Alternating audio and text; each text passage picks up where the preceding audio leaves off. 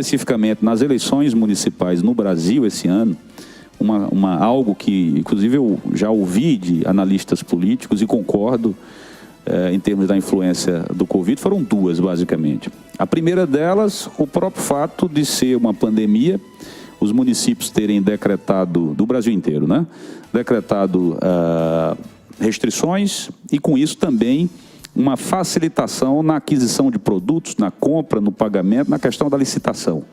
Então, é verdade que nós já também assistimos uma enxurrada de ações, afastamento já de governador, foi o caso do governador do Rio de Janeiro, de muitos prefeitos Brasil afora sendo investigados por desvios de recursos da saúde que se direcionavam à aplicação desses recursos para o enfrentamento à Covid.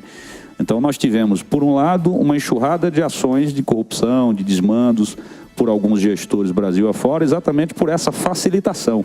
Ou seja, enquanto a população estava em casa padecendo na pandemia, você tinha municípios, daqueles que não tinham lisura e responsabilidade com o dinheiro público, aproveitando da pandemia para fazer compra de materiais sem licitação, direcionamento de recursos, e isso, de alguma forma, influencia no resultado, né? O poder econômico, o acesso direto aos recursos, enfrentando uma reeleição contra adversários que não tinha esse mesmo acesso aos recursos financeiros de grandes empresas patrocinando essas eleições em alguns municípios. Isso é um fato, né? E segundo, isso é uma coisa comportamental que também tem acontecido, aí já é um pouco da minha área, que é a questão do sentimento de insegurança das pessoas. Então, se você observar, o número de prefeitos reeleitos foram muito grande, sobretudo em cidades mais estratégicas.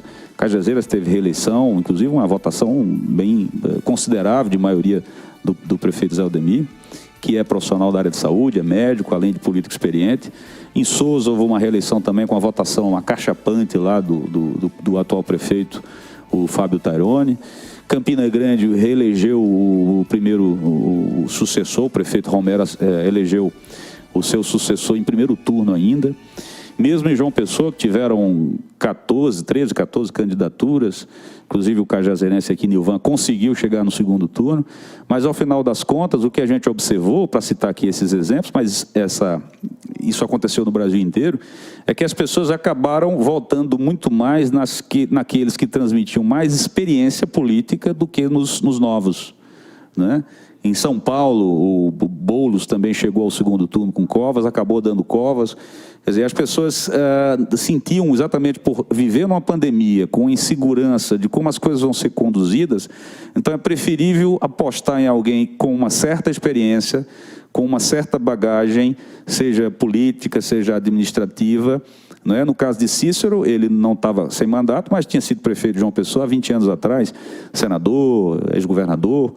Não é? Então, isso foi decisivo, pelo menos é o que algumas pessoas que analisam política interpretaram, que valorizou a questão da experiência política, da idade, da experiência administrativa, em detrimento de pessoas que vinham outsiders ou que vinham pela primeira vez, que mesmo trazendo uma proposta interessante que ia de encontro aos interesses da população, mas pelo fato de não ter experiência, de alguma forma as pessoas resolveram não apostar.